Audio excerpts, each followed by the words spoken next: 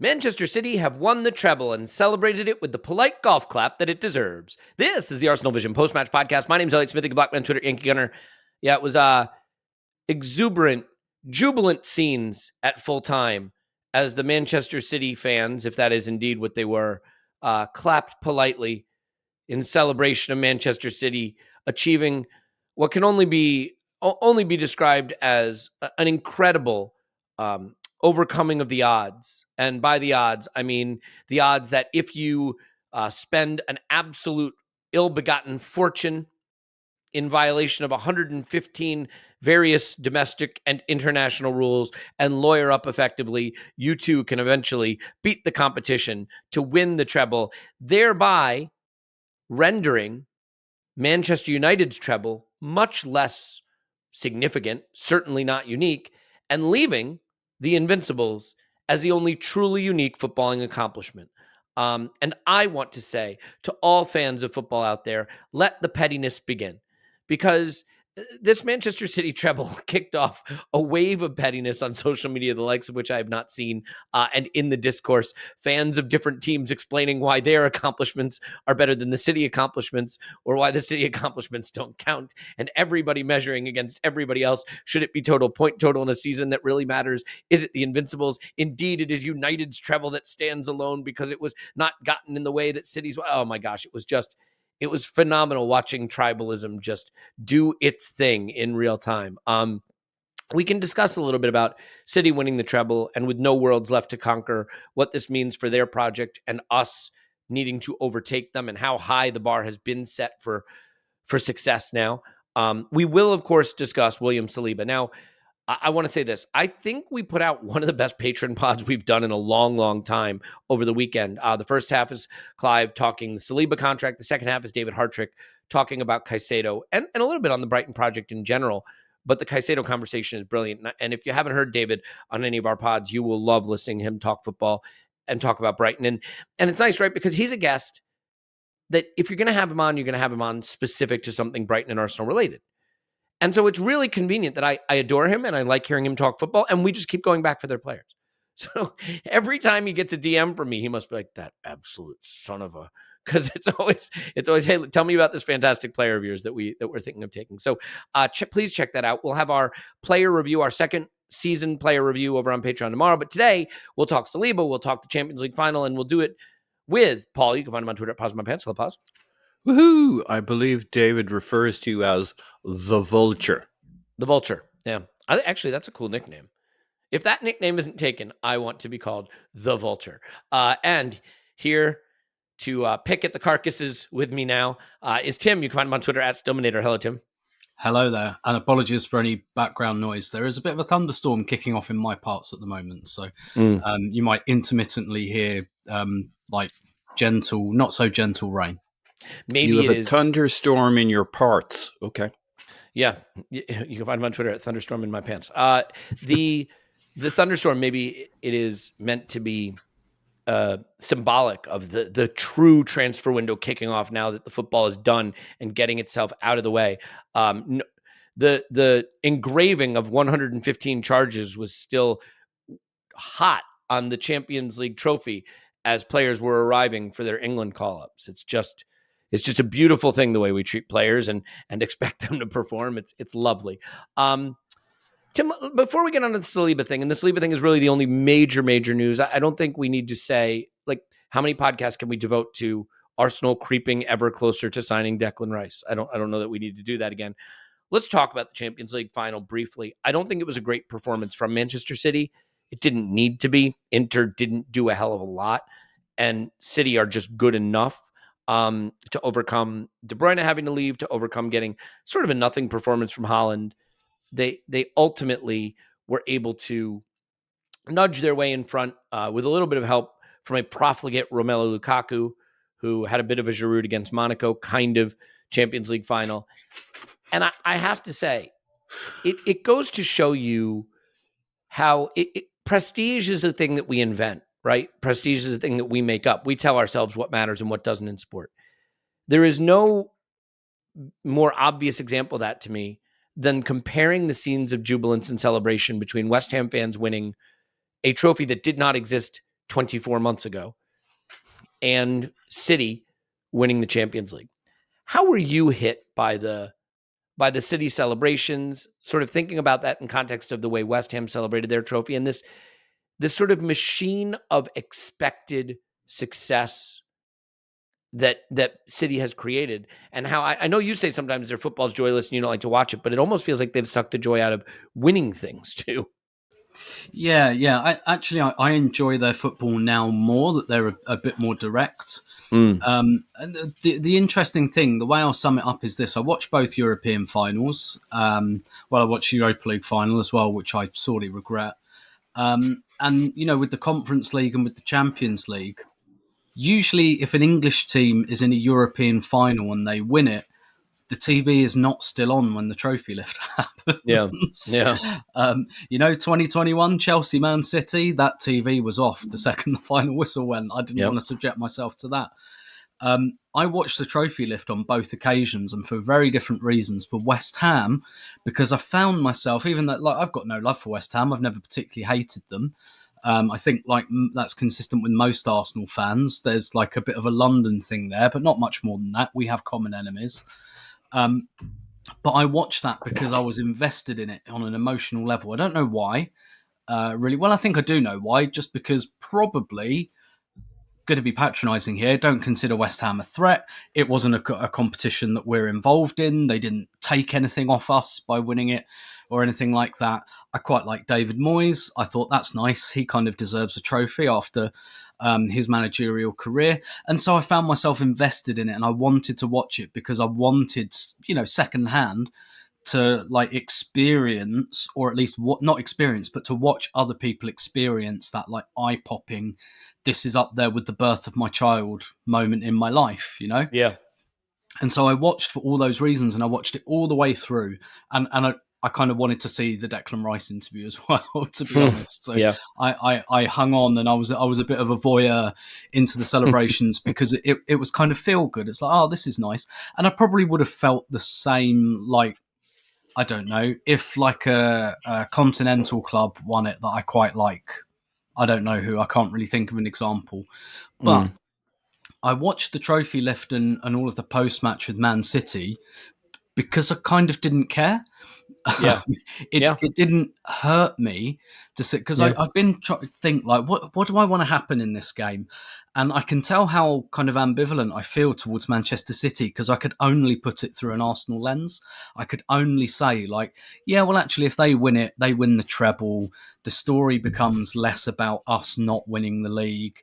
It kind of, potentially makes me feel better about us not winning it because it was one of the great sides of all time that beat us to it. Yeah. And look, also when United did the treble in '99, they completed that treble on my birthday. I can tell you how I felt then.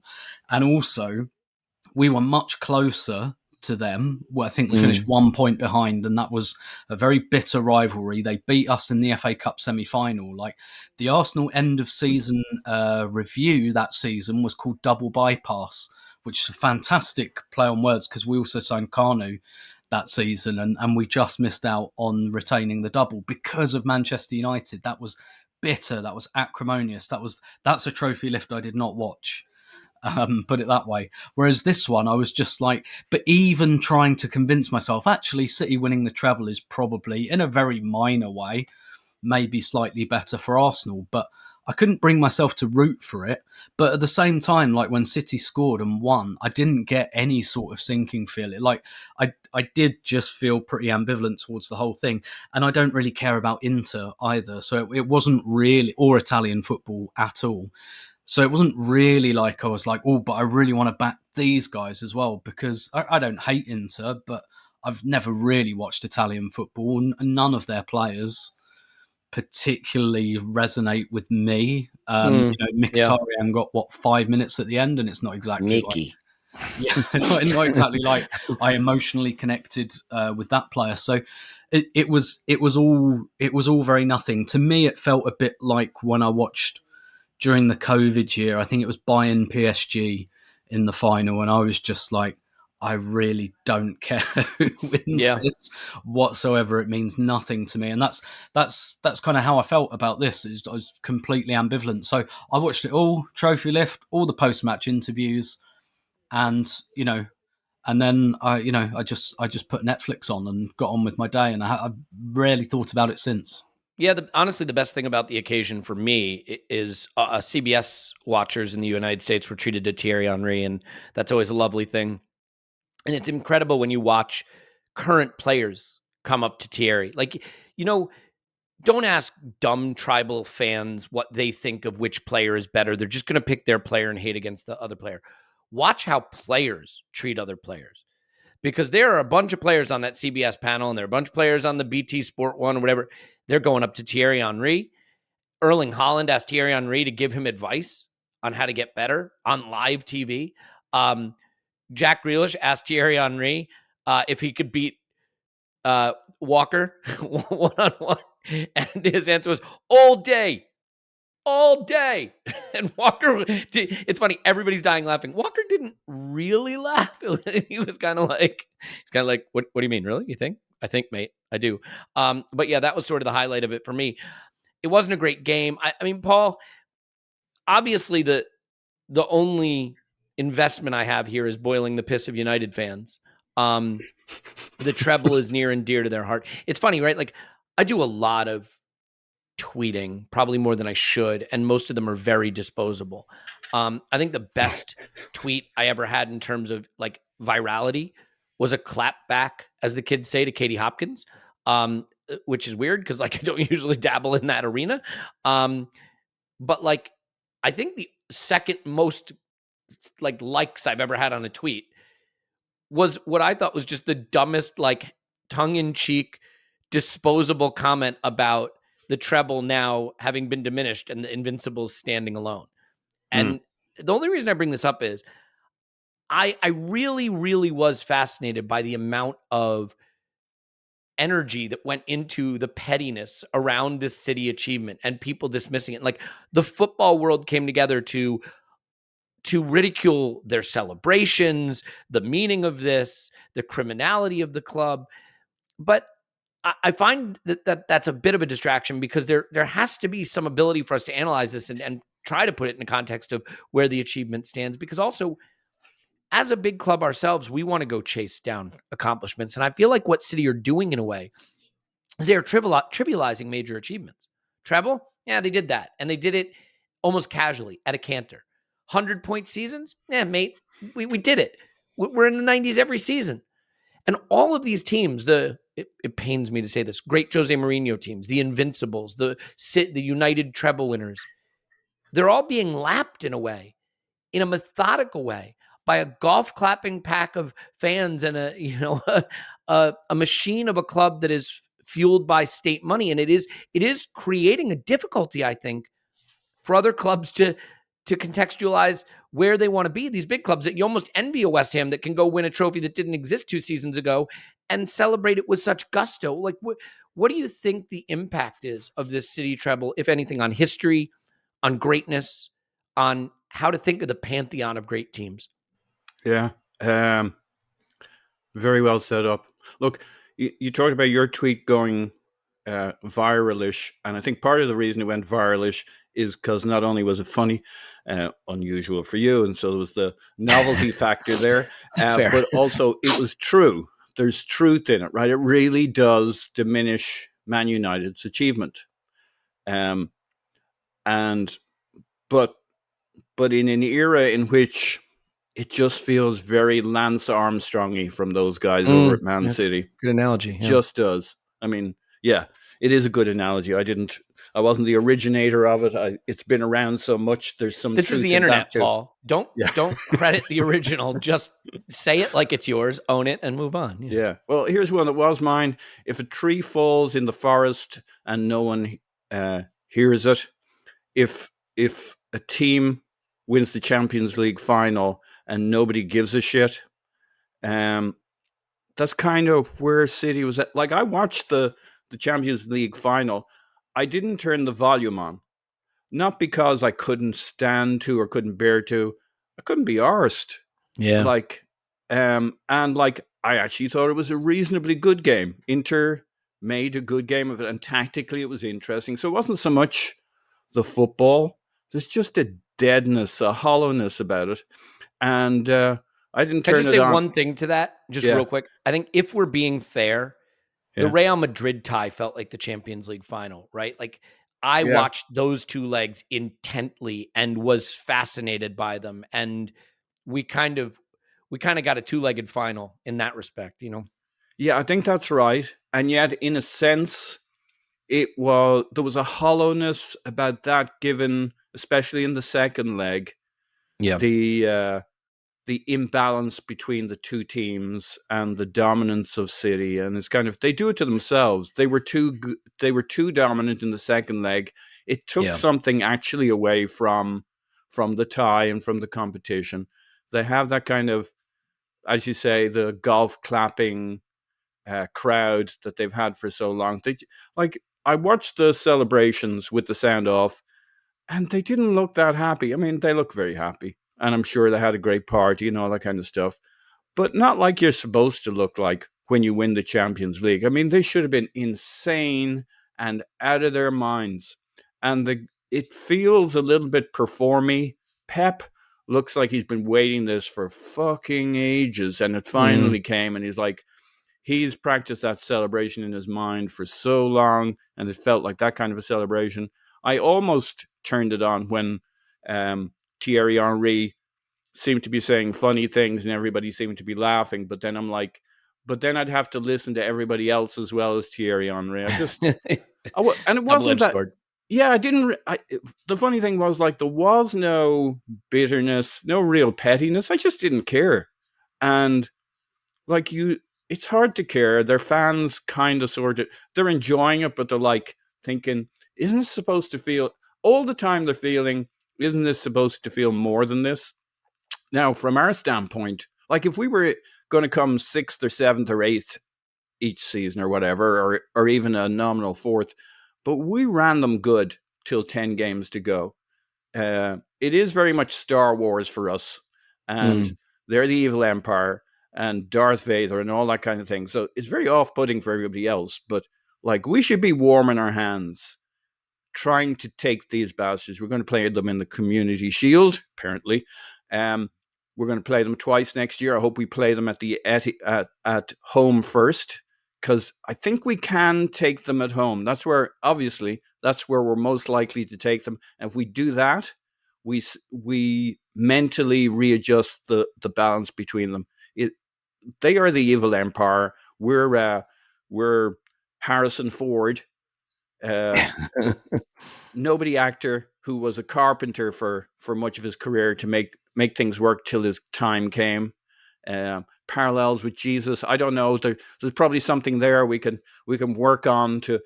We've been waiting for our time, and like that's what makes it still interesting football for me, is we can be the guys who take some chunks out of them. We're getting closer and closer.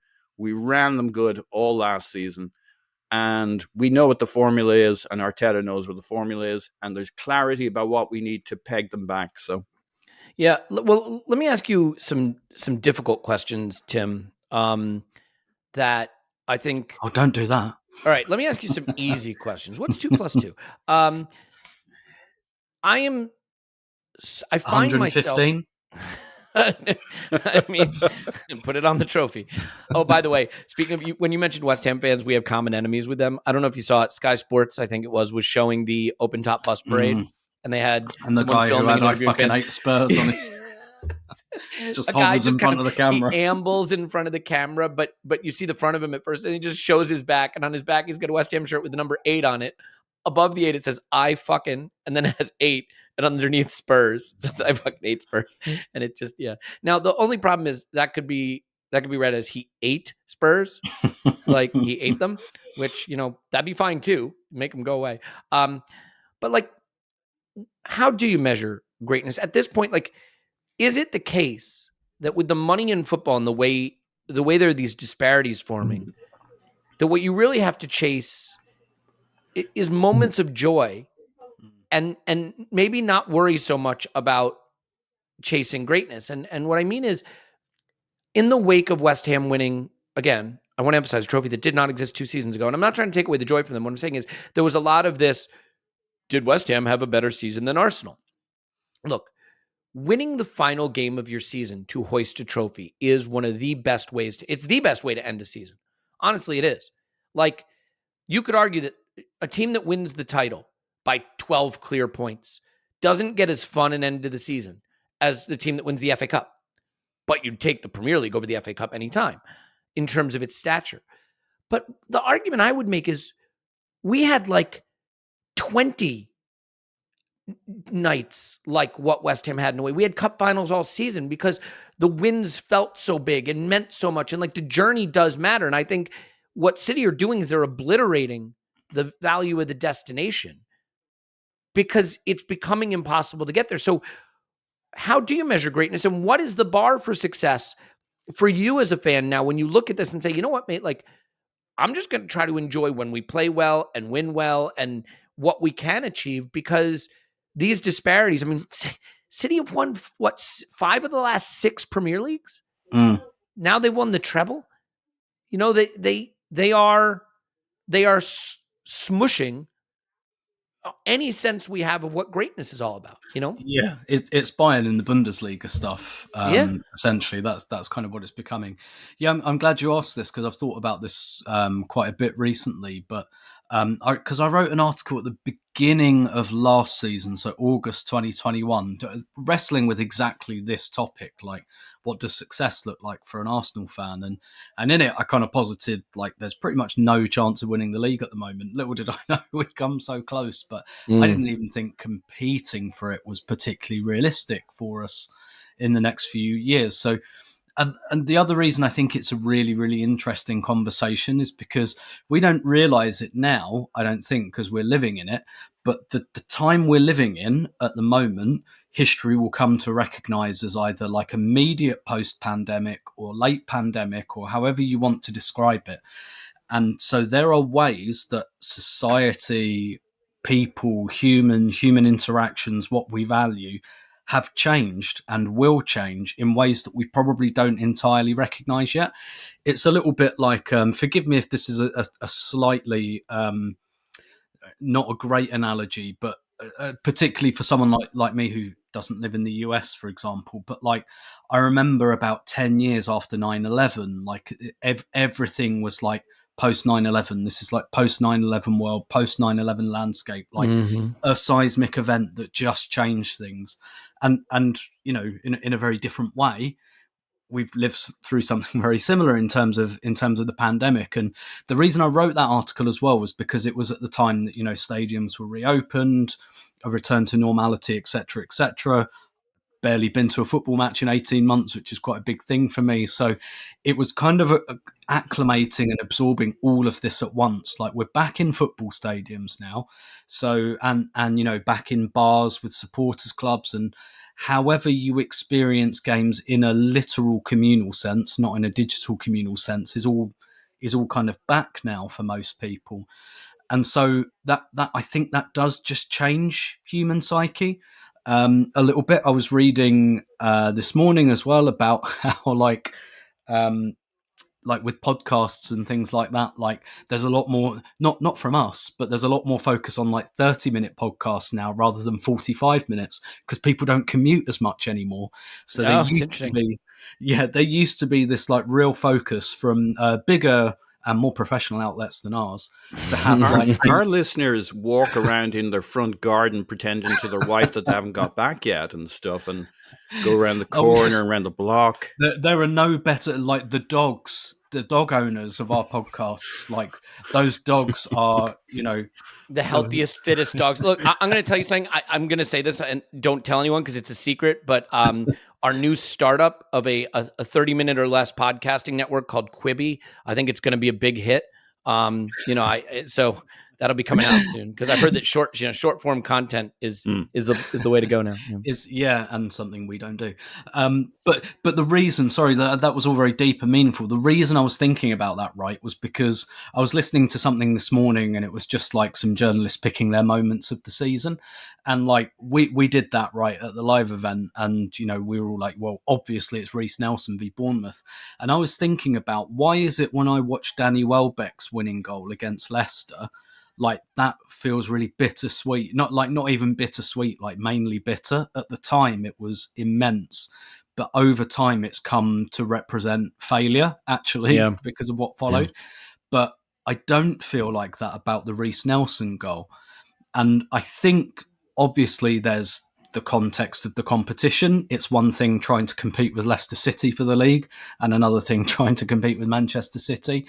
But I think there's also that like immediate post-pandemic kind of, just the joyous scenes and grabbing people next to you and hugging them and all of that, which I think has taken on new meaning. And for me as well, it was literally the first time me and the two people I've always sat with at the Emirates, the first time we all sat together for 3 years, because the older of the three of us has a mother in a care home and therefore just didn't want to come to football and gave up a massive part of his life, been going home and away 50, 60 years, gave up a massive part of his life for 3 years.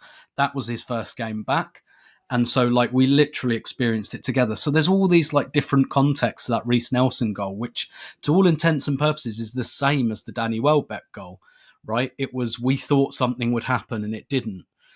But I think like I think I'm not alone as an Arsenal fan in still regarding that Reece Nelson moment as something to kind of hold on to, and that's something that actually still feels very, very nice. So yeah, I think there is a sense of readjusting our sights a little bit. It kind of reminds me, just in closing, of the Ronaldo Messi thing. You know how like Ronaldo and Messi came along and have completely changed what is expected of elite players. And when you look at like, even people like Kaká won the Golden Boot the Ballon d'Or in 2007. He was amazing. But you look back on that now and you just think, like, compared to what Ronaldo Messi did year after year after year, like I feel sorry for him because it's not tainted his legacy, but do you know what I mean? Like someone came along in that era and just went, no, the bar has moved. Yep. Yeah. That leads to the last thing I wanted to touch on about this. So thank you, Tim. You've created the perfect segue here because, Paul, we're going to get to the Saliba and Nelson and rumor mill and all of that, but there's a potential that we're going to look at football as before Sheikh Mansour took over City and after Sheikh Mansour took over City. But I kind of wonder, and I'm scared to even say this because it may be giving him more credit than he deserves, that we're going to look at it before Pep took over City and after Pep took over City. But you kind of got to tip your hat. I mean, City were always smart. They always seemed to know how they wanted to build this project. They won leagues without Pep. They'll win more leagues without Pep if they continue to spend this way. But what he's created is a level that they can achieve with regularity that just makes the margins for everybody else so ridiculously fine. You want to beat us to the title? You better get 97, 98, 99 points. And oh, by the way, if you get 99 points, that may not do it. You want to beat us to the Champions League? Okay, we'll draw at the Bernabeu. We'll blow the legendary Real Madrid off the pitch 4-0 in the return leg. Like is the real trick here that everybody's just biding their time until Pep fucks off? Like is that the thing? No, because no. Okay, so talk to me about this. Tim just put something in the chat that is pretty remarkable. City did not lose at any point in the Champions League this season. You might even say they were invincible in the Champions League, but you wouldn't say that because that would be a despicable use of that terminology. But please, go on. Plus, it's been done many times before. I don't know that as a fact, but I'm going to give them very little credit. Yeah, look, it would be churlish to say anything other than Pep is a brilliant manager. He just is.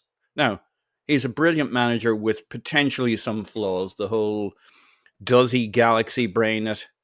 See, I don't think he really galaxy brains it. I think based on his principles, he has to do those things that we're like, oh, just play the same team play the team we thought you should play. Don't. But by his principles, it's like he's like, based on who I'm playing, here's where the space will be. How do I put a player on the pitch that gives me that space? Like, we think in terms of starting 11s. He thinks in terms of starting principles. He's always going to do that because that's not galaxy braining for him. I don't think it's going to be galaxy braining for Arteta when we're at that stage, when he's at that stage. We're still in our evolution. We know our starting 11. We won't in the future. He'll have more options, and his starting 11 will be the starting 11 question, not the starting 11 players. Pep is brilliant. On the other hand, we're pretty close. We're not so close that we go into next season feeling our oats and thinking this is the one. But we got to see the amount of evolution we've had over the last few years. We're the one team that are actually in the same game they're in terms of the Premier League. We couldn't do what they do across 3 competitions, potentially 4. We couldn't do it in the league and the Champions League next year. We're not going to have the same rights to expectations in both competitions. But we can give them a really fucking tough time in one of those 2 competitions, obviously the league, because they'll always have that emphasis on the Champions League. And we should not redefine what our goals are. Those get redefined for you. But like, for us to think we can't win the league when we were within, we should have been at 88, 89, maybe even 90 points this year if we got a little lucky. And you look back on some of the games we spilled points on. And then you think, well, can we get better? Can we add to that? Of course we can. We will. And I think we still forget sometimes the Cronkies have done some interesting things in recent years. They spent £72 million on Nicolas Pepe. Now, that is weird. That was a few years ago when we weren't even close. It's a really odd thing to do. And I think, I'm not saying we're underestimating what they will do. And I think if we think about it, they've spent a lot of money in recent times. Let's not count ourselves out here. We have a great manager, potentially really great. We have a fine base to build on. We need to add quality and depth. And we need to see, will the Cronkies go yet again?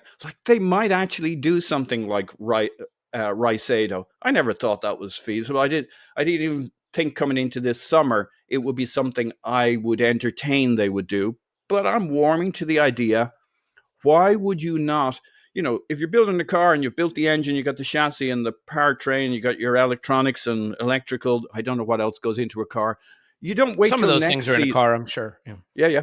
You don't wait till next season to buy the wheels. Spend next year's money this year. You have Rice and Caicedo, and a lot of other positions will have a lot less pressure on them when you can put those boys in your we don't have to do it year to year. They could spend the money a little early, and they'd be a contender from the get. I'm not saying that'll happen. I would love to say that to the book, but for the first time in a long time, that's something I wouldn't be totally shocked if they went and did that. No, I wouldn't be shocked either. I still am of the opinion. I'd be a bit shocked. I wouldn't be totally shocked. So here's the thing, right? You can spend a lot of money and you can spend it stupidly. You can spend it well. And Chelsea, thankfully, are a beautiful reminder of that. And Manchester United, to some extent, by the way, a beautiful reminder of that. When push comes to shove, Manchester City spent an immense amount of money getting this project up off the ground. But since it's been off the ground, there are clubs like Chelsea and United that have gone pretty toe-to-toe with them on spending, who can't get close. City are a brilliantly run club at this point after spending a fucking shitload to get there. It's not just Pep, they still spend a shitload, the team. But, they still have sports science. It's the everything. But Arteta came through their academy. We've had this conversation. He has the blueprint, and he was there for 3.5 years thinking, what do I need to take from here to Arsenal? Yeah, it gives me no pleasure, but I do have to say that I think Pep is, if we're going to go with the car analogy, he's the nitrous. He's the nitrous. You know what I mean? They have a sports car and it can go fast, and it can go faster than the other sports cars, but he can make it go to a level no one else can go to. And I think if you take any other manager in world football and put them at City, they're still a dominant force, but they're getting 87, 88, 89 points every season. Maybe they get 90, 91. They get to Champions League semifinals and finals and maybe even win one. But like this level of dominance where they can go from there was something does need crazy. Great players though, right? But that shouldn't be a knock, because he needs great players in each position. It doesn't mean you have a great team. I think I heard something on the broadcast. They have not conceded 2 goals since the beginning of January. Something like that. I mean, it's just, and then you look at the run they went on. That's not a true stat, Elliot. Even if it's not, even if I just made it up, it is pretty incredible when you think about it. They scored 7 goals in every game they played since September. Again, not a true stat, but it's amazing. What an incredible achievement. Yeah, it's genius. All right. Let's pivot to Arsenal stuff. I would just say like the pettiness can begin now though, because what City have done is they have just completely mercilessly stomped on any sense of what realistic greatness is. And just the race now for City, for United fans to explain why their treble is more valuable, or for Chelsea fans to explain why one of Mourinho's seasons was better, or, Arsenal fans ourselves to begin the exaltation of the Invincibles as the last remaining unique achievement in football, or English football at least. These are all the things that are going to happen, and I get it. And I do have to laugh at United fans just a little bit because they spent the whole season rooting for City to win the title over Arsenal, only to then see their treble match. Now, the irony is, I get it. You know why other rival fans always root for City? Because no one cares about them. We don't mind them lifting the Champions League. City don't mind them winning the title. I mean, their crosstown rivals don't mind them winning stuff because it elicits no passion. It's just bananas. What a weird dystopian situation we've created with that monstrosity in Manchester. But we're going to talk Saliba. We're going to talk Nelson. We might talk Castagna, potentially. Do I want to talk? Well, you know what? It's on the docket.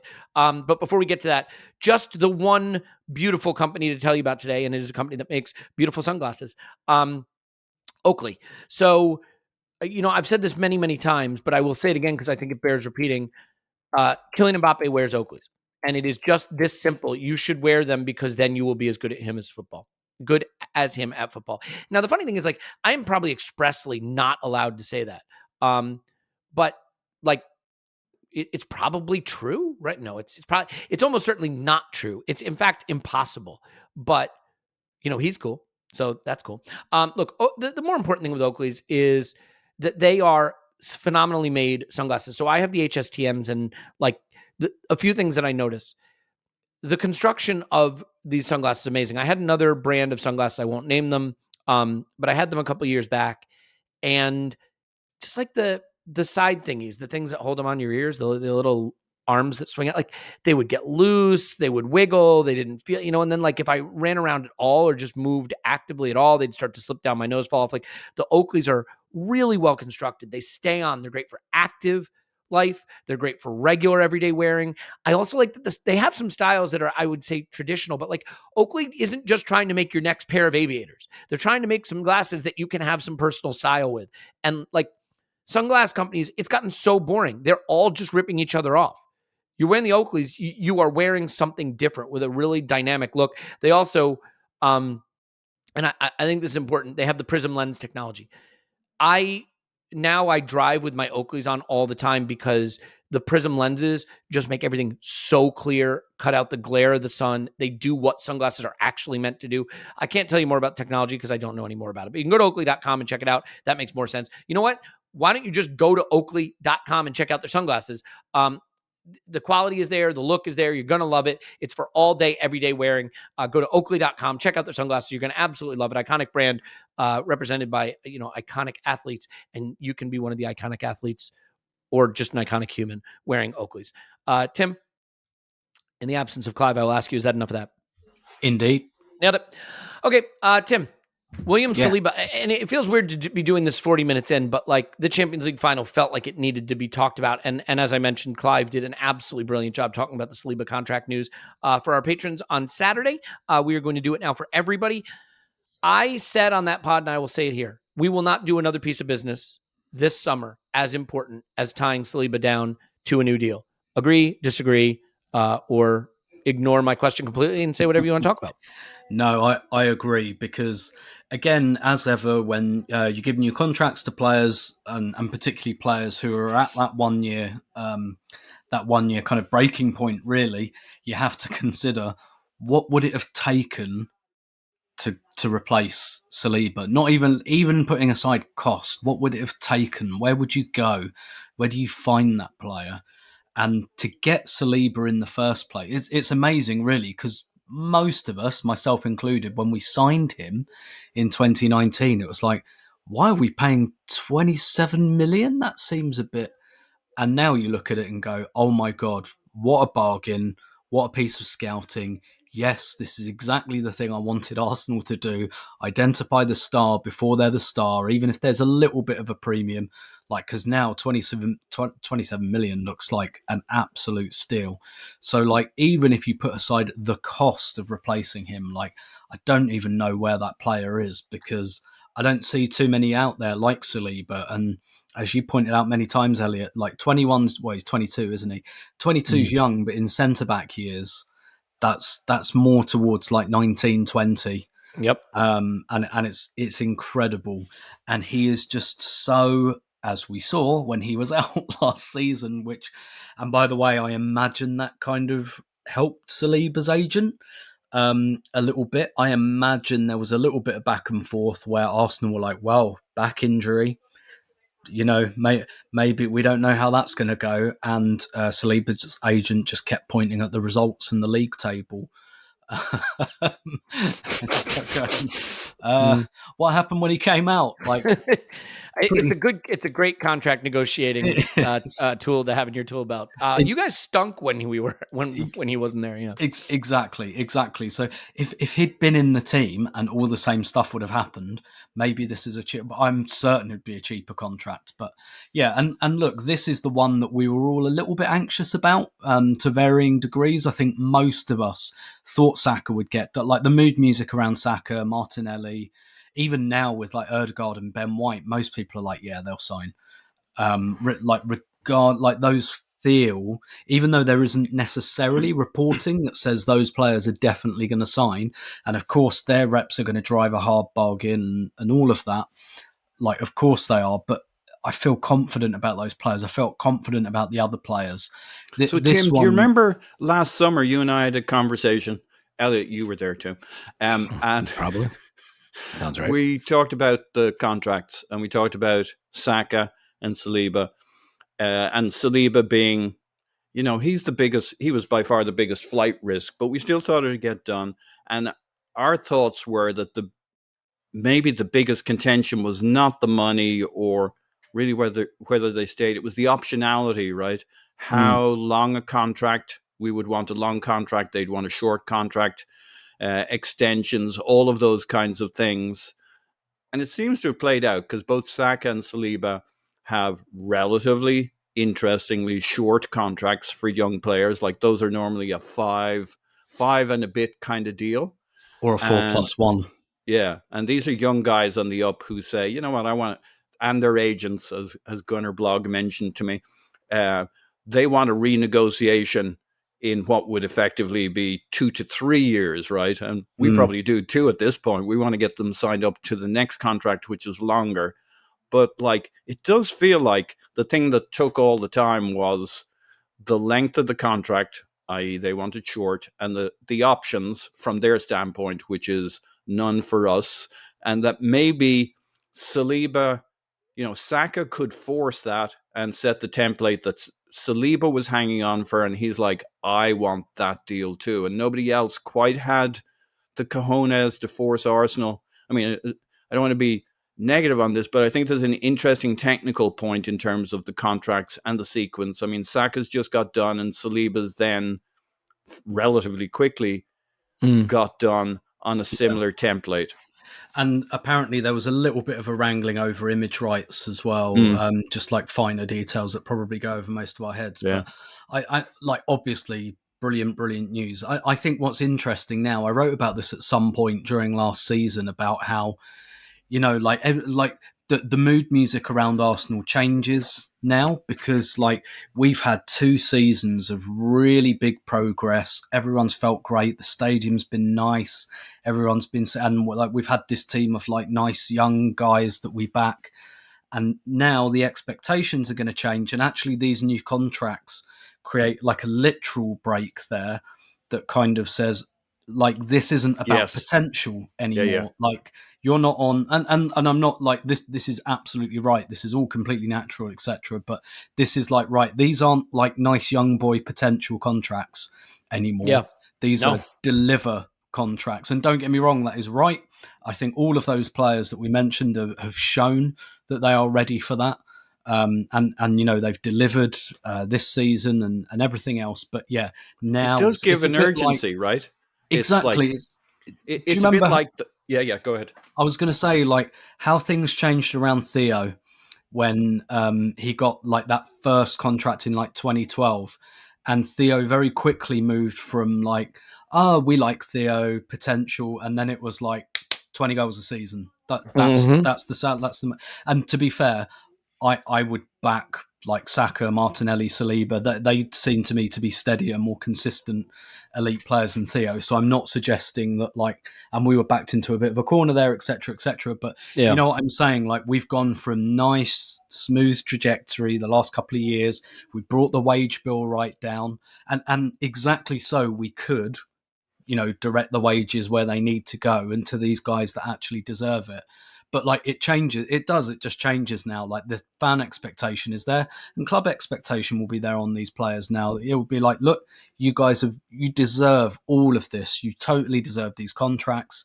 However, if we finish 4th or 5th next season, like, that's not good enough anymore. Paul? Yeah, the one thing I'd quibble on with the two of you is I think Saliba will be the second most exciting signing this summer. I think Raicedo will be the most exciting signing this summer. He'll blow the doors off everything.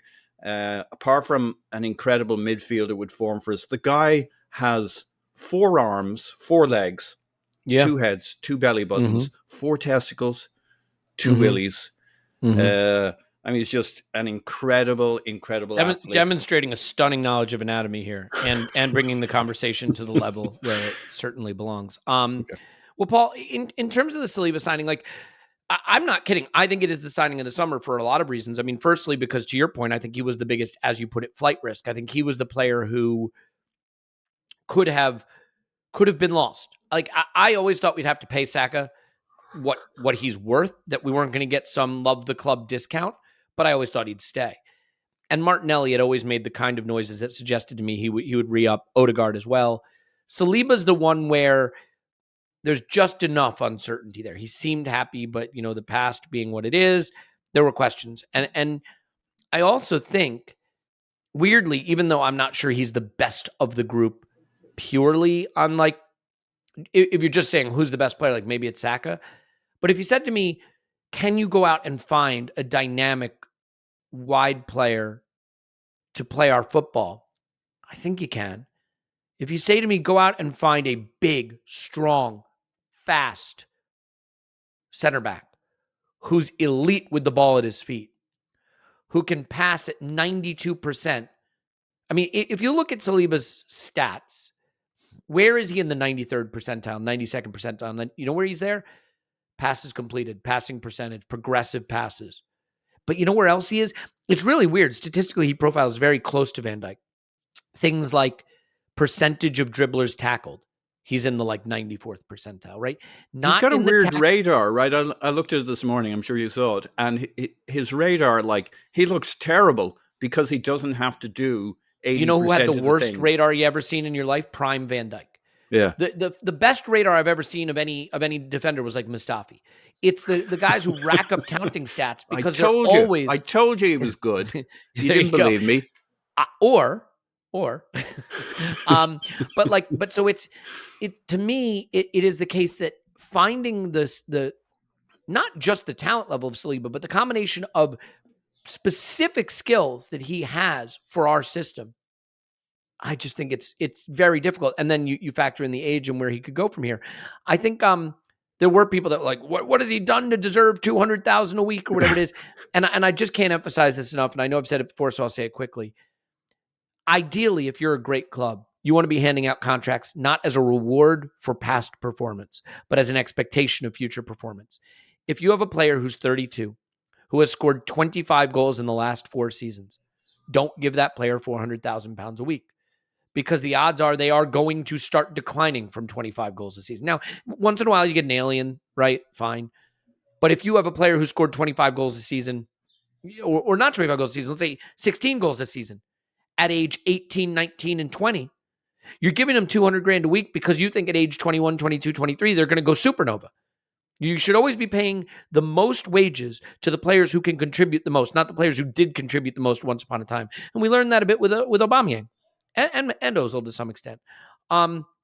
So Paul, like, I think if you said to me, you have to replace one player in this team, Saliba might be the hardest to replace, just because that combination of qualities is very, very hard to find in the market. And when we look at some of the biggest name center back transfers, I mean, like most transfers, they're very hit and miss. I mean, I would love to see Spurs pay a huge amount of money to get Harry Maguire, but that's another story. So do you sort of agree with that assertion? Not that Saliba is necessarily the, on a pure level, the best player we have, but that, as we saw when he was absent, and to be fair, his absence might have been easier to overcome had Tomiyasu been fit and White could have played center back. But do you think his combination... I've got it, Elliot. Hand it over to me. All right, is his combination of skills the one that might be the hardest to replace if you had to go out in the market and try to do it? He's the unicorniest of them. That's a good way to say it. Of all the unicorns, and we have a few, he's the unicorniest. Yeah. And like, I'm not going to expound on William Saliba because it's been done at that. We know what he does, but what he really does, he says, expounding on William Saliba and talking about what he does for us, is he allows us to play on the 50-yard line with Man City and cover our ass. And the partnership he forms with Gabriel for non-NFL fans, the 50-yard line is the halfway line. Ish. And like, he allows us to play the football we want to play. And until everybody ahead of them are at the level that, at the zenith of what this club can be, kind of Pep City levels, then those centre backs are particularly important, because you potentially got one of your fullbacks standing in midfield pretending to be a midfielder, and the other fullback might be overlapping Saka at the same time, and you're on the halfway line, or actually sometimes pretty close to the attacking third line, or on the attacking third line, and you're trusting Magalhaes and Saliba to cover all of that, and on the other hand, be great defenders when we're in our box, and play ball, and take pressure, pull players onto them, pull pressers onto them so that they can free up another. Like, you're asking them to unicorn it as centre backs, and that's why these guys are so rare. How would you find another Saliba? By climbing in a time machine and going back a few years and getting Van Dijk. Now, there's projection in there, because we haven't seen all of that yet across a full or multiple seasons, and we're hoping his back issue is a one-off. And like, you could imagine growing pains with that guy. He's got a big frame, and he's a heavy guy, moves really quickly, nimbly. You can see why at a young age, maybe the chain of things within your body, not all of it's right at the point. So that's what I'm hoping was the issue. Like, we're all a bit scared when we hear back trouble. But that's what I'm hoping. I'm hoping he's still growing into the big frame. He's got the big frame, so he's growing into, well, there's probably bits in the chain of muscularity, skeletal. I'm not an actual expert in this area, where it's showing. Yeah, where those areas are still those of a 20-year-old, where he's got the body and frame of a grizzled 24, 25-year-old, and things are a little out of whack there. And hopefully, and what we have, and like, to your and Tim's point, the money was never going to be the issue, because the talent's there, and it's a protection against these guys getting poached. They're going to get paid really, really well. The only question ever, it's a bit like the Ben White thing. The only question ever is, will they be good? Will they perform? Will they be available? Because the money is not going to be the issue. And they all look like players who can, will, should, can, and will. Yeah, I mean, this is the thing, Tim. It's funny. People are so hungry for transfers and big, exciting transfers that you see fans, and not just Arsenal fans of clubs that make lots of moves, finding sticks to beat their director of football with, finding sticks to beat their manager with, finding sticks to beat their club with over moves that don't happen, despite whatever moves are happening. One of the really underrated things that we've done is it looks like, Saka, Martinelli, Saliba, tied down before the window even really properly opens. To put yourself in a position to go into the market and say, look, to potential targets, we've got this young core of supremely talented players tied down for the next 4 seasons. Come be part of that project. I think there are doubts about Edu that exist, and I think it's fair. A director of football, it's a much harder job to evaluate, and they are often, unfortunately, evaluated by the deals it's perceived they don't do than the deals they did do. I think the Trossard move was savvy, and the Jorginho move probably deserves some credit for those. I certainly think the project that we're building now, to the extent that he's the architect of it, he deserves credit for it. There are moves we didn't do that people can be frustrated about. There are contracts we've given out that people may have questions about. But by and large, I think we're operating quite efficiently to lock down the core group, which is the most important thing. Because, every transfer, I read a really interesting article about how scouting just basically is broken in football, and that it doesn't have any connection to prediction of success, and that transfers wind up being a coin flip more often than not. When transfers wind up being a coin flip, the most important thing a good team can do is tie down the players they already have. Because every time you're replacing a player you already have, you're replacing them with a coin flip. Yeah. So that's not a good position to be in. Breaking up the rhythm of your team and all of that. And our teams, these guys understand each other at the moment. And look what happened the last time we had a very good young team who kind of challenged for the title. Like Hleb went, they disintegrated. Yeah. Flamini went, and then that creates doubt in others. And then, to your point about getting these contracts, don't get me wrong, I'm sure Arsenal wanted these contracts done well before the summer. They've been talking about them pretty much all season, but it's a very effective recruitment tool, for one, like you say, but also it means the team isn't breaking up. So even if we don't make, don't get me wrong, I'm not saying we'll have had a good window if we don't make any additions at all, but even if we don't, we know that core group, we know that they can deliver, we know that they can deliver together, and we're in the tweaking stage now, because if you lose any of those players, you're essentially starting again, and then obviously it wouldn't be a waste of time if one of those, but do you know what I mean? Imagine if we didn't get Saliba tied down, it got to mid-August and we were like, we're going to have to sell, and then you've got to scramble to sell, probably accept a crappy deal, and you've got to try and buy. Look, remember the summer of 2011, basically, I think is what I'm saying, where Fabregas and Nasri wouldn't commit. It dragged on and on and on. And it meant not only did we have to accept, well, to be fair, for Nasri, we probably did all right, but for Fabregas, we had to accept a really crappy deal. We couldn't really get them replaced. We had all that turmoil, and it was just rubbish. Basically, you want to know where you stand in the first week of June. That's exactly right. If this Saliba thing had gone till mid-August, you're suddenly hearing things of do Arsenal have to sell before Saliba can sign? He could have, in January, he could have signed season with that. The season starts on August the 12th, I think, 11th or 12th, something like that. And you carry that. Again, we've been through this a million times, where you're carrying that speculation and doubt into that first game, and it's no good. Imagine if you're Tottenham right now. Please try not to imagine that, because you get very, very nauseated. But and Harry Kane's still a Spurs player on August 12th. And he's starting the first game of the season with rumors swirling that he's off to Madrid any day now. That's the kind of stuff you just don't. And oh, by the way, then August 20th, he goes. You got 10 days and everyone knows you're flush with 100 million. And they're quoting you 50 million for their trash. You know what I mean? You just don't want to be in those kind of situations. But the thing is, Tim, I think we've got to at least point out some of this is a huge credit to Mikel. And this is not to shift credit from the director of football and the contract guys to Mikel, but much in the same way we said we were able to attract players because of Arsene Wenger. He was a legendary manager, especially in France, and players wanted to come play for him. This is, look, your players re-signing is always a bit of a referendum on where they stand with the manager.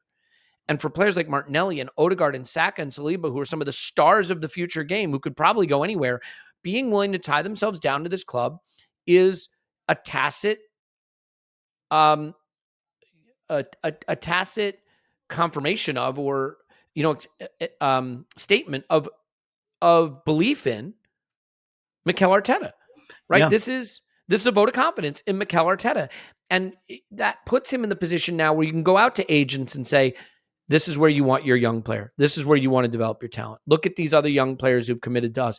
This is where you want your player learning the game right now, much in the same way that maybe Pep has that kind of pull for other players. Yeah, absolutely. And again, in the latter Wenger years, that's probably why we struggled to tie players down. You look at Ramsey and even Danny Welbeck, Sanchez, even Oxlade-Chamberlain, not a key player, well, maybe a key player, but not an absolutely totem pole player like the ones we've got tied down. But we went into that 2017-18 season with that situation even hanging over us, where it was like Oxlade-Chamberlain was starting at Anfield, and then basically we left him up there to go and do medical and all of that, ridiculous situation. But do you think in 2023 a player like Oxlade-Chamberlain would do that now? No way. I don't think so. I think he'd be signing on and he'd want to stay. But and look, a lot of that, some of that was just because Wenger's powers had waned and we weren't as good a team anymore. Some of that was, I think, uncertainty about, well, what next? Because Arsene Wenger's not going to be here probably for very much longer. That kind of uncertainty. Whereas it feels at the moment, it feels very much like, look, Arteta's solid here at the moment. Not suggesting we cover it on this podcast, but I know there's a story today that Guardiola's intending to go at the end of his contract in 2025, which ties up at the end of Arteta's contract. And, I don't know, maybe there's a discussion there for another day. But at this moment, I think for at least the next 2 seasons, Arteta can stay to the end of his contract if he wants, I think, unless things I think things would have to sour in an enormous way for that not to be the case. So those players, and maybe that ties into, don't get me wrong, I think it's largely financial. We want to renegotiate every 2 years, but maybe that ties into the players tying themselves down so that they get to the renegotiation point in 2025, and we'll see where we are then. But you're right. It's a massively valedictory for Arteta. Yeah, I agree. Paul, let's cover real quick on that. Yeah. So here's an interesting thing. I saw the news on Pep, ESPN, saying that he won't renew after 2025. And my immediate reaction was not, oh my God, Arteta might go to City, which is obviously a possibility. My immediate reaction was, absolutely fucking excellent. Arteta's going to look at that and say, we build.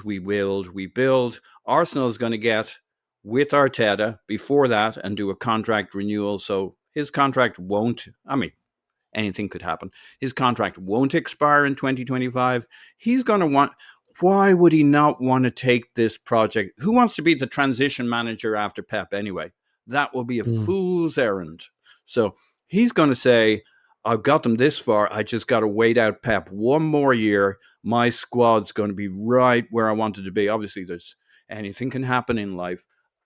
It's interesting that my reaction wasn't, oh my God, Arteta might walk away from this. And that's another commendation of what we're doing, what Edu are doing, that all I saw was Arteta rubbing his hands to say, if I haven't got a league title, if I haven't got where I want to get in the Champions League, 1 more year, 2 more years of City in transition, and we'll get there. And the beautiful thing from our standpoint is it's build, trajectory, a timeline of the next few years, and that's what we're heading towards. That was my reaction to the Pep news. Not, oh my God, Arteta might go there. He only goes there if things are bad here. Yeah, the scary thing with the Pep, I want Pep to leave, but if you Google Pep leaving City or at the end of his contract or whatever, I think there's the exact same headlines in 2022, 23 timeframe. So like, we'll just have to see. Look, Paul, let's cover another rumor quickly that you got to be careful, because one of the things that happens, and this happens every summer and everyone does it, we're all guilty of it. You see a rumor, there's absolutely no way to know if the rumor is remotely true. And then you have a strong reaction to the rumor and get mad at the club or happy about the club about a thing that someone may have made up from whole cloth. So I don't know what the sourcing on this looks like, but there is a rumor that Nelson's going to sign a new deal, which, we'd heard about that. But the issue, if you consider an issue, is that it's rumored to be worth $100,000 a week. Mm-hmm. And I'll just throw it out there. I like to be the villain of the pod from time to time, and I like to take the abuse. So I'll take the abuse here. I don't think that's a contract you should give to Reece Nelson. Not because I don't think he's a good player. I just don't think you can pay Reece Nelson £100,000 a week. In the same way I didn't think we should pay Eddie Nketiah £100,000 a week. First of all, I think that's how your squad wages start to creep up, and you have a hard time keeping those 15th, 16th, 17th players in the squad happy, because you can't give every backup £100,000 a week. That's just not realistic. That's how you wind up being City, right? Because they can give guys that play 500 minutes £120,000 a week. But like, it's also the fact that then you really can't move on from those players if you need to. I mean, we will not be able to sell Nicola Pepe. Obviously, we will have to cancel a contract or just give him away. He was a big signing, so you understand why he's on big money. But similarly with Eddie Nketiah, like, this is the thing that's just changing in football generally too, right? If you are on £100,000 a week, you are the highest paid player in 90% of all of the teams on the continent, right? So you're the highest paid player on every team other than Bayern and Dortmund. You're the highest paid player on every team besides Atleti, Barca, and Madrid. You're the highest paid player on everyone besides PSG. Like, literally, you're the highest paid player beside everyone on Juve, Milan, and maybe one or two others. I mean, there's no market. There's no market once you're on those wages to move those players. Now, look, when you sign a player, the goal isn't just, well, where can I move him? Of course, because you think you want the player around. But I do think you have to be a little careful. While I'm here all day for giving £200,000 a week to Saliba and Sack, I think you have to be a little careful about giving out £100,000 a week contracts to players that don't have a clear path to minutes in your squad. So, Paul, tell me why I'm wrong. I think you are wrong. I assumed. Let's take Nicolas Pepe. He got a contract commensurate with his sign. I mean, he was our record signing. Of course, he's going to get a bit. He was. I'm not criticizing the club for the wage they get Pepe. You got to give him that. But bear with me. There's a progression to my argument here. Please do. The biggest issue with Nicolas Pepe was he sucked. Well, yeah. Yeah, and like Ben White, 50 million. That's a lot of money, and we pay him good money. But he's really, really good. We could sell him to somebody else. We really could. Eddie Nketiah, 100K too rich for you? What would we sell him for in the market? Let me answer for you there, Elliot. We could probably sell him for at least 25 million, maybe 30 million. No chance. Would have. Pardon? No chance. None whatsoever. Really?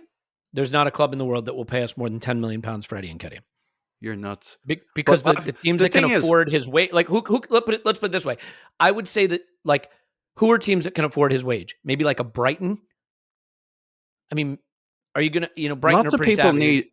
Lots of people want an English striker. Now, if you don't rate the guy, that's another thing. No, they want him, but I'm saying, who are the clubs that can even pay £100,000 a week? It's Premier League clubs, and it's Real Madrid and Barca and Bayern. He's not going to Madrid or Barca or Bayern. Yeah. It's going to be the Premier League. They're going to want an English striker. Yeah. But it was going to be... Yeah, there's a tax wages. On that. Maybe you get 15, 20 for him. Yeah. Yeah, that was 15 or 20 we weren't going to get. Maybe, yeah.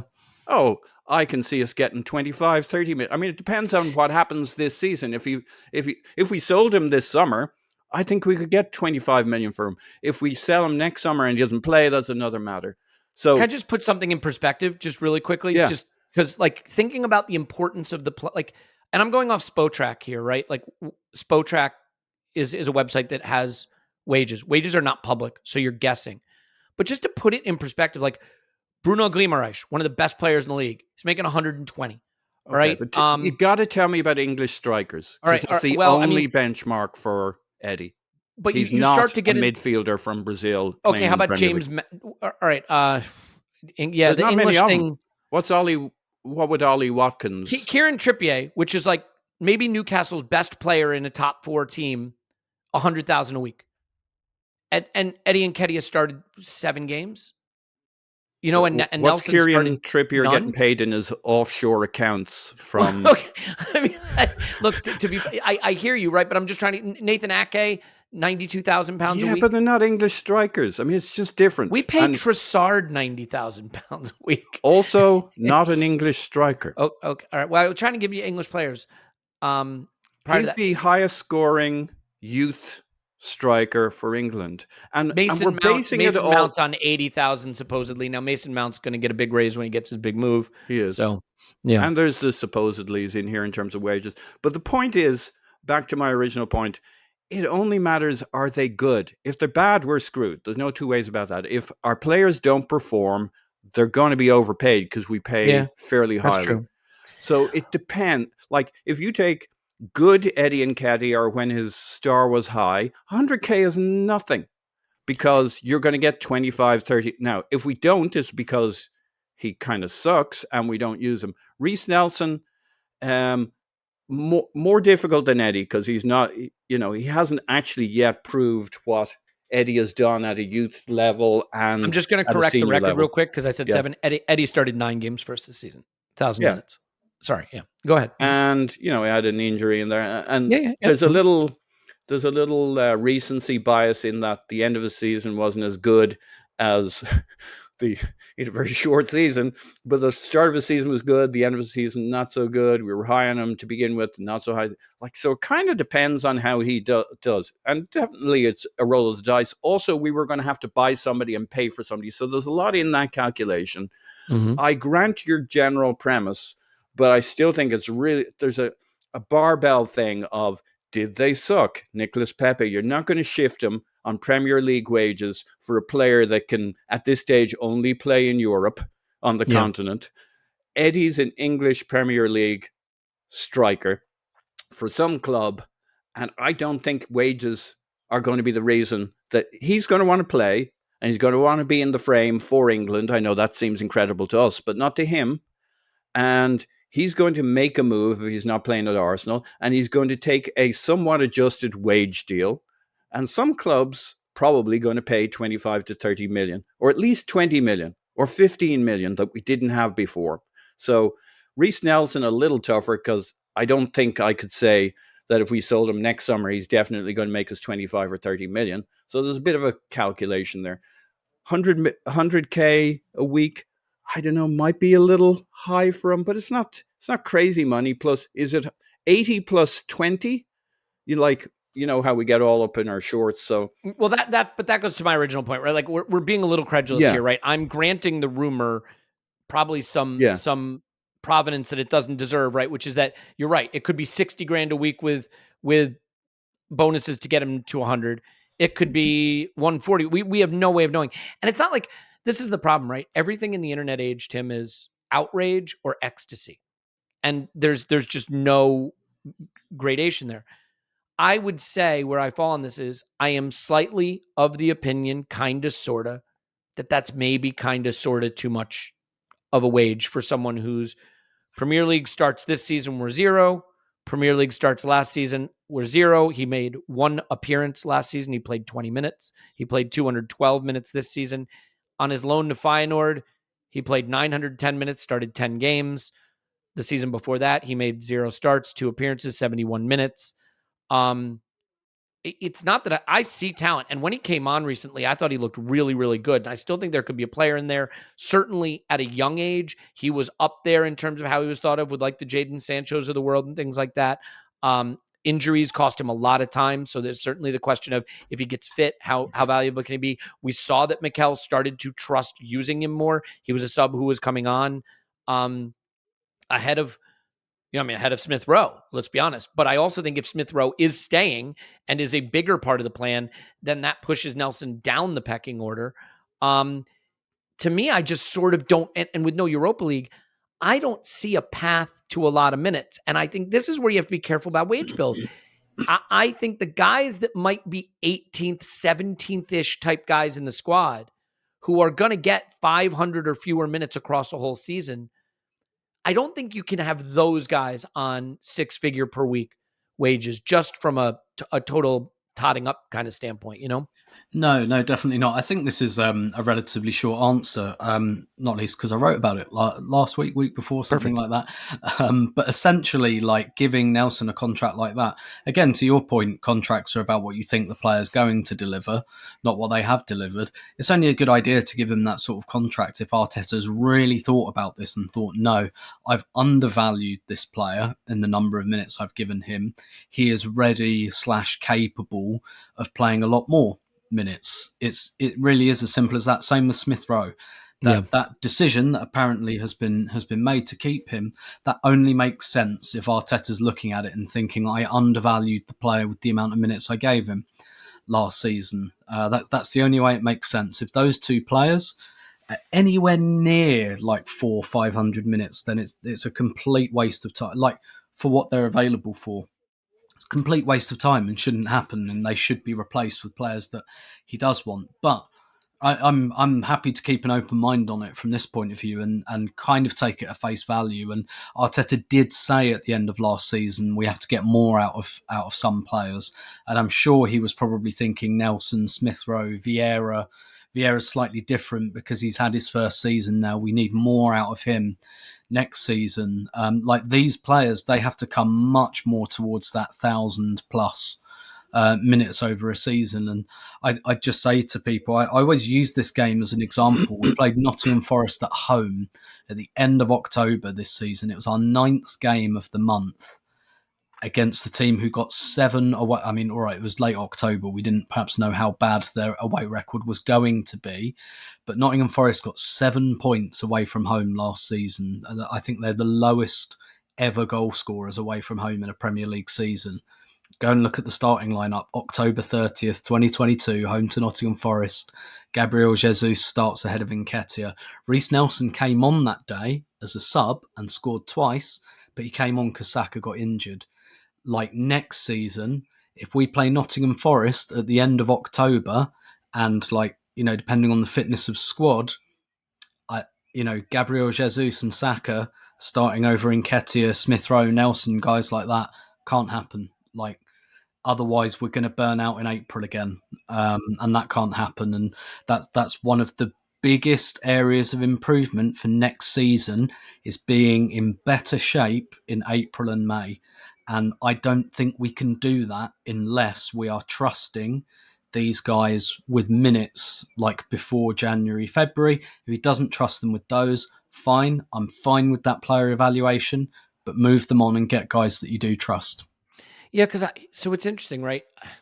What would be really fascinating? I wish wages were actually public, because a fascinating thing to see would be sort of like wages per minute played metrics. You know what I mean? In terms of trying to find the sweet spot for what you pay your stars versus what you pay your squad players and like where the efficiencies are. Because in a vacuum, I can't tell you if 100,000 is too much or too little. I don't know what that means in a vacuum, right? I do think Mikel might have one issue, which is Mikel gets connected to these players in his mind. He's like, that's a player I want. Edu, I want him. We need to keep him, keep that player. And in his mind, he's like, I really like that player. I'm going to use him. When push comes to shove. He's a hoarder. Yeah, he's a hoarder. He is. He needs someone to feng shui his squad, because I think when push comes to shove, that player's there. He doesn't really want to use him as much as he thought, right? Like there was a reluctance to use. He always spoke highly of Eddie, but there was a reluctance to use him until he really, really had to. And he played a lot less than a guy, like the way we paid him was not necessarily commensurate with the way we used him in terms of trust. I just think Mikel likes certain players and thinks that they're of value to him and wants to keep them around.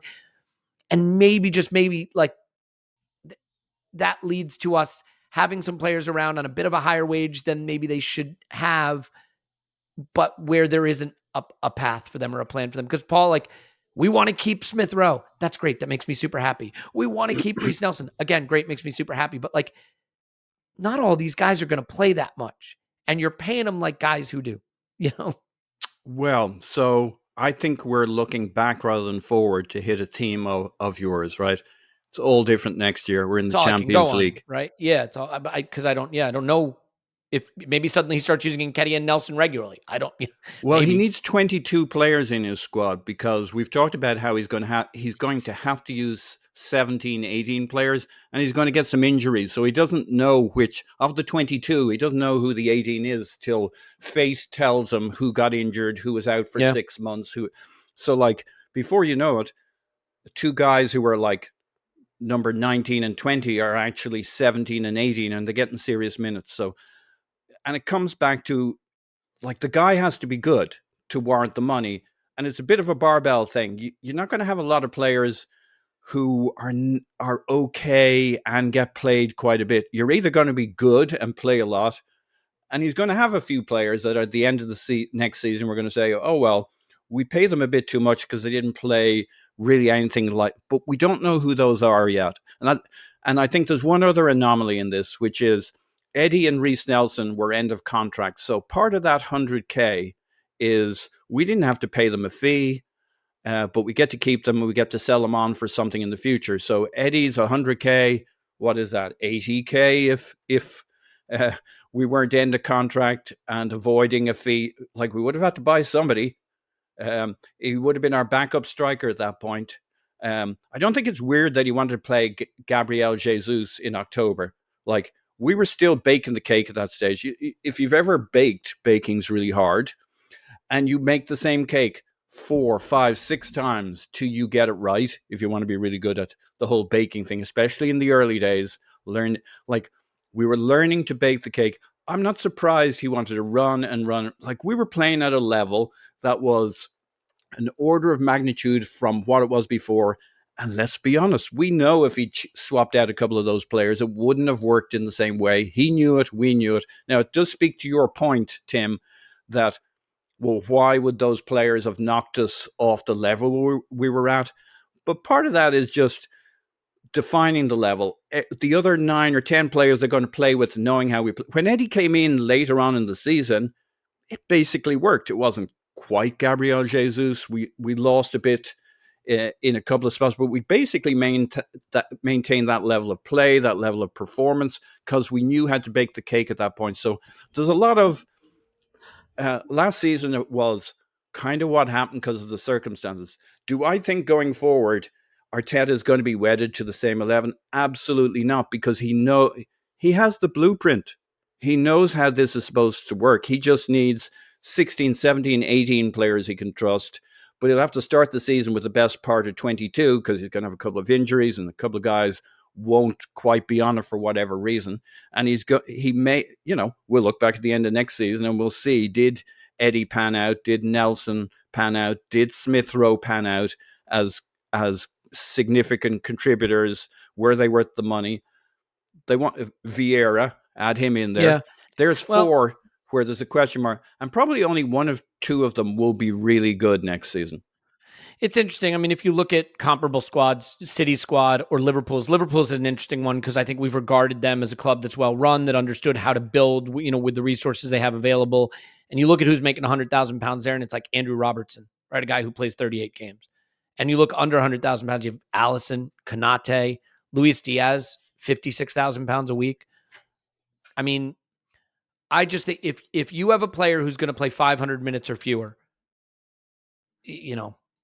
there's an amount of resources you can allocate to a player who's going to play 500 minutes or fewer. So I completely agree with Paul. I understand why it happened last season because we were establishing the team, we were establishing the baseline, we were establishing the muscle memory. I completely agree with what Paul said. But next season is different. Next season, it's we can't throw the FA Cup and no one really cares about the League Cup, but the FA Cup, the Champions League group stage is going to be different. I think last season it was acceptable, but next season it's not going to be, basically. Yeah, and look, all of this is where it gets really, really hard. And we're not going to solve it on a podcast with non-public information that we're guessing at. But if you look at some of these other squads, if all of a sudden you're 700 minutes, people are always like, oh, how did Liverpool get so much for Dominic Solanke? Yeah, good point. He wasn't making any money, though. Makes it easier to sell him. Look at the players they haven't gotten money for. They've lost a lot of guys for nothing. Nobody talks about that. They always talk about Dominic Solanke. Well, how did we get so much money for Joe Willock? I mean, he wasn't making any money. Got a lot of money for Iwobi. And Iwobi wasn't making any money. Pardon? And Iwobi wasn't making any money. And that's the thing. Like, Newcastle can pay $30 million for Willock and put him on $40,000 a week. And over time, over the course of the contract, that all makes sense for everybody. And so the thing is, it's incrementalism, right? If you have a guy on $50,000 a week, and you have another guy on $50,000 a week, and you have another guy on $50,000 a week, and you want to sell all of them, a team can buy all of them, put them on $70,000 a week, and you can get a fee for them. But if all of those guys are on $100,000 a week, now maybe no one wants to buy them, or no one wants to give you a fee for them. Plus, you're hemorrhaging those wages, and that's $150,000 a week extra you can't give to a guy you really need to sign or you really need to re-sign. So there's some incrementalism here. It like I said, really hard without spreadsheets and public information to solve this. I'm just going to say my instinct, and I know, look, there's a certain way of looking at football, and certain people, and I don't mean this with any criticism, certain people back their club, believe in their club, and say, if this is what the club's doing, I bet they have a good reason and they're smart and they're right. And by the way, like, who could argue our club looks really smart right now? Saying I disagree with the move doesn't mean A, that I think I'm smarter, or B, that I know better, or C, that I don't trust the club. It's just my instinct. And my instinct here is that would probably be a wage that doesn't reflect what I think the path to minutes are. Now, Paul made the most important point, and this is always the point with every signing fee, every wage. It is the most important point in football. If the player fucking kills it, it all looks smart in the end. Yep. If the player goes out and is brilliant, there's not much in the middle is the problem. It's a barbell thing. They either suck and they don't get used, and you say, oh, they were overpaid. Or like the Ben White is the classic. Like almost nobody, it still might have been too much for him, but the guy plays all the time. He's always fit. He's always available. And he's been great in two positions. And so the difference between was it too much or was it right is so small at this point. Nobody gives a shit.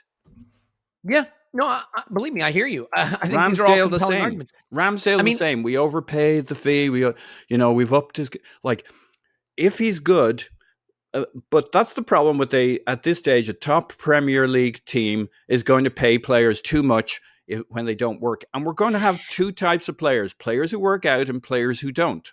But there's another issue too, right? Which, and I'll finish on this. Which is you give Bukayo Saka $220,000 a week or $200,000 a week. No one in the squad's going to look at him and be like, well, I deserve that. No, you're not Bukayo Saka. But like Takahiro Tomiyasu sitting there on $55K a week, right? Or Gabriel Magalhaes sitting there on $50K a week. Or, I mean, I'm trying to. Is Magalhaes on $50K? Can't be. Surely that must be his old wage, because didn't he get a new contract? He might have gotten a new contract. That might be wrong. But Tomiyasu on 55 or Ramsdale on 60 are going to look at Nketiah and Nelson on 100 and say, "Show me the money." And they'd have every right getting to a new contract. So but I think it's a really good point. But like, if Tomiyasu has an issue with it, like the answer is pretty easy. You got to stay fit and you got to play well. He didn't have a great season when he played last year, and he wasn't fit. But your point's right. But it also shows it just pushes everybody up, right? That's all. And so you got to be prepared for that. Anyway, just a final thing. I don't want to spend much time on this because we decided to go down the wage rabbit hole a little bit, which is very. I feel like we went very vintage Arsenal Vision podcast there for a bit. Timothy Castagna, a savvy move for a veteran player who fills out the squad, or Cedric Mark II? So I like this player. I did a bit of not so much this season, to be fair, but the last couple of seasons I did some kind of research work around Leicester and the way they use their fullbacks. And Leicester basically had three fullbacks in Pereira, Castagna, and Justin James, who all play on both sides, which is very interesting. But anyway, I like Castagna. I think solid pro, more than a solid pro. Like, not just can play right and left back, but like to the point that there isn't really a strong consensus on which one he's better at. Probably a bit like Tomiyasu, but he's more wing back than Tomiyasu. Tomiyasu's like a a good centre back playing at fullback, a bit like Bakary Sagna was, for example. Whereas Castagna's more wing back. Leicester did go to 3 at the back on occasion, and Castagna and Pereira would be the wing backs. So I like it at the right price. I like it. 27, Belgium international, can play both sides. Something different at fullback. Like, he's very much an overlapper, not an inverter. That's absolutely fine with me if that's kind of the way we want to go on either side. I guess that begs the question about Kieran Tierney, but he can only play on one side. Yeah, and he can only play on one side anyway. And actually, Kieran Tierney's ball security is quite poor. To be honest, beg the question more about Tomiyasu than Tierney, because Tierney's off. Like, maybe the only thing that, to me, like, if the fee is 20 million and we're going to get like 30 for Tierney, it feels like a lot of the Tierney money spent on sort of like a safety backup plan. And it feels like a move that I'd be much more in favor of if there are genuine concerns around Tomiyasu, which, to be fair, at this point, how could there not be? Because way I look at it, on the left, you've got Zinchenko and potentially Kivior. On the right, you've got White and Tomiyasu could potentially flip over to the other side, right? If there's doubts around Tomiyasu, you do start to look light around there. It feels a little pricey for that role. Yeah. But I mean, if he's a good player, like this is the one where I can't get too animated about it. Like, same. If he's good, then it's fine. They did concede a lot of goals this season, so it scares me. Yeah, I guess my reservation would be more that I'd be looking more for a centre-back that can maybe play full-back, because Castagna doesn't play centre-half. He plays full-back on both sides. And for me, the way I look at the defence, I kind of want Rob Holding to come out and someone to come in. Isn't the person who comes in White, though? If we have another fullback, your centre-back core is theoretically Gabriel, Saliba, White, and Kivior. Yeah. I've said this before. I'd like one more. I'd like one more attacker and one more defender, both of whom could play in a few different roles. If we're keeping Nelson and Smith Rowe, like we said earlier, and we trust them, fine. As long as we trust them, we trust that they're going to do the job. That's okay. I would like one more kind of versatile defender. But yeah, I like Castagna as a player, but you're right. Like it would, I think, probably step on Tomiyasu's shoes a little bit, particularly if, because at left back we'll have like Zinchenko, Tomiyasu, Kivior. We're probably all right there, and it's more right back. I'd like a right centre half that can play right back at a push, I guess. Yeah, and here's the thing, like this is where I have sympathy with the club. You're trying to buy a guy expressly to not play if everything goes right. You know what I mean? Like, if your season is going pretty well, you'll start Zinchenko on the left, and if Kivior's fit, you probably start him or Tomiyasu if he's fit. If Zinchenko can't play, same on the right. Like, you are getting him to be the guy who fills in if it's all starting to go a little bit tits up. And people want Ivan Fresneda, but like, why would a Fresneda want to come in for that role? Right? I mean, hey, we think we can get you 600 minutes maybe. Like, Fresneda, that's a bad move for his career. If you're Castagna and your team's just been relegated and it's a season in the championship, or it's, hey, go be part of a fun squad, play occasionally at a Champions League team that's going to potentially challenge for the title. He's on supposedly 65 grand a week. This is where this comes in, right? You could put him on 85 grand. That's a nice wage for a final contract of your prime. You know, it fits a need. Paul, like, just quickly. Yeah. This is the thing where, what do I want the club to do? I want them to get a dynamic young fullback who could be a star. But like, how do you sell the opportunity to a dynamic young fullback who could be a star? We might have ones in the academy who can come play League Cup minutes and you develop. I just don't know that I don't know that what we're trying to fill in this position doesn't make more sense as sort of a prime age international level player who'd probably be happy to be a role player in a big club, you know? Yeah. Like, I haven't studied Castagna in any depth. I think it makes... I'm going fully, by the way, off circumstance here because I don't know the player very well. Yeah. Like, I kind of like the move, but it tells me that they don't think Tomiyasu is going to be a factor next season. Interesting. Okay. Because if they actually think they can get him right and get him fit and get him going and stay healthy. I mean, his last season in Italy, he had a lot of injuries. I think he had 2 main seasons in Italy, if I remember right, back in the day when we went and researched the fella. His penultimate season in Italy was good. He played lots of games. His last season in Italy, lots of injuries. And he's had 2 seasons with us with lots of injuries. So it kind of says they don't think he'd be there for sure when they need him on a regular basis. The other thing, I still like the Fresneda move because we need one other guy who can step into midfield. It's a fixture of our play and a feature of our play that you need a defender who can step into midfield. And Zinchenko hasn't shown he can play a full season, and we tend to take him off at times. But maybe that's the point in the game where we're not so worried about getting a defender to step into midfield. Now, it could be a centre-back, but we've yet to nominate a centre-back who can step in. The other way we could do it is by we've seen it recently, Partey being in midfield and stepping back into the defence as a full-back. Maybe you do that if you could have Caicedo and Rice as your kind of free-floating players, and one of them keeps stepping back into the right-back or centre-back position. But the question would be, outside of Zinchenko, who else can step in and be a free man second pivot in midfield? And that's the kind of centre-back, full-back that I'm wondering where we get this season, unless they see Kivior could step up or something wacky. Well, we haven't seen White do it yet, and it doesn't seem to be an inclination. Plus the way he partners with Saka and Odegaard, you don't want to break that up. You probably want the guy stepping in from the left-back situation. And Castagna doesn't solve any of that for me.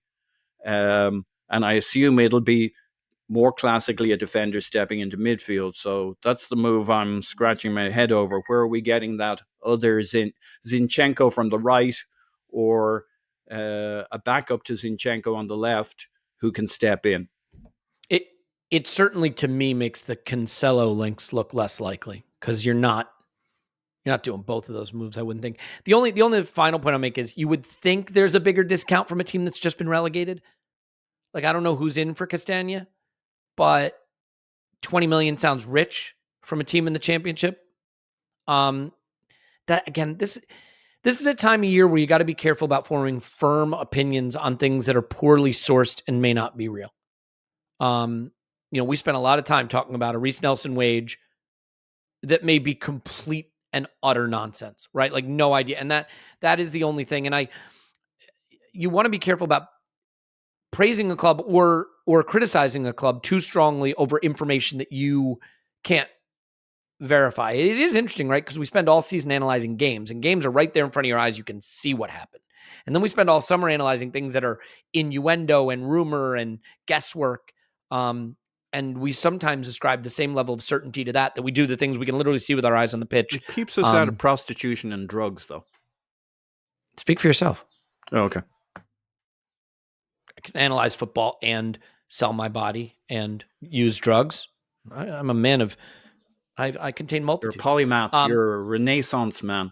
That's it. That's exactly right. Okay, let's leave it there. That was a good way to finish that. Finish strong. Finish as you mean to not go on. Tim's on Twitter at Stillmanator. Thank you, Tim. My pleasure as always. Paul's on Twitter. Pause my pants. Thanks, pause. Woohoo! Player review on Patreon tomorrow will likely be Gabriel Martinelli. Just to tease that one, we have the Caicedo and Saliba pod up there now. That Caicedo section in particular, I would definitely check that out. Otherwise, just stay here because we're here for you here, and we love that you are here and everywhere. And we hope to have an announcement on Los Angeles very soon, finalizing details on that. So that's all for today. We love you, and we'll talk to you after Arsenal 10 transfer window.